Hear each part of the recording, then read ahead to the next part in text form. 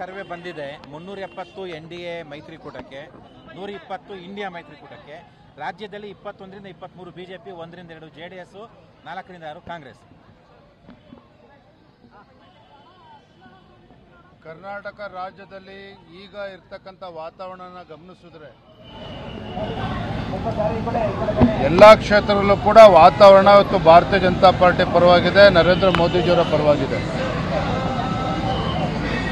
ಒಂದು ಕಡೆ ಕೇಂದ್ರದ ನರೇಂದ್ರ ಮೋದಿಜಿ ನೇತೃತ್ವದ ಒಂದು ಕಾರ್ಯಕ್ರಮಗಳು, ಯೋಜನೆಗಳನ್ನು ಜನ ಮೆಚ್ಚಿಕೊಂಡಿದ್ದಾರೆ. ಈ ದೇಶದ ಸರ್ವಾಂಗೀಣ ಅಭಿವೃದ್ಧಿಯ ದೃಷ್ಟಿಯಿಂದ ಭಾರತೀಯ ಜನತಾ ಪಾರ್ಟಿನ ಉತ್ತಮ, ನರೇಂದ್ರ ಮೋದಿಜಿಯವರ ನಾಯಕತ್ವನೇ ಶ್ರೇಷ್ಠ ಅಂತಕ್ಕಂಥ ತೀರ್ಮಾನಕ್ಕೆ ಈಗಾಗಲೇ ಬಂದಿದ್ದಾರೆ.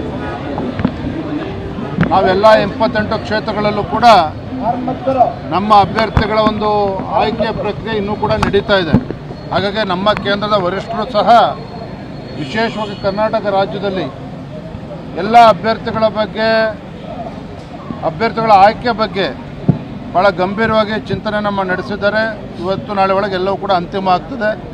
ನನಗೆ ರಾಜ್ಯದ ಅಧ್ಯಕ್ಷನಾಗಿ ನಾನು ಹೇಳೋದಾದರೆ ನನಗೆ ಸಂಪೂರ್ಣವಾಗಿ ವಿಶ್ವಾಸ ಇದೆ.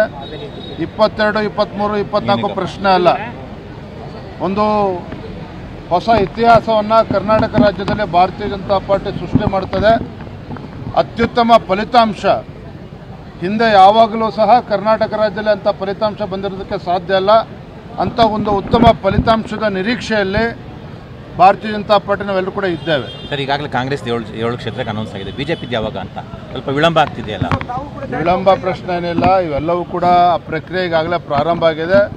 ಒಂದು ತಾರ್ಕಿಕ ಹಂತಕ್ಕೆ ಈಗಾಗಲೇ ಹೋಗಿದೆ. ಹಾಗಾಗಿ ನನಗನ್ಸೋ ಇನ್ನೊಂದು 3-4 ದಿನದಲ್ಲಿ ಎಲ್ಲವೂ ಕೂಡ ಅಧಿಕೃತವಾಗಿ ಎಲ್ಲವೂ ಕೂಡ ಗೊತ್ತಾಗ್ತದೆ. ಮೈಸೂರಲ್ಲಿ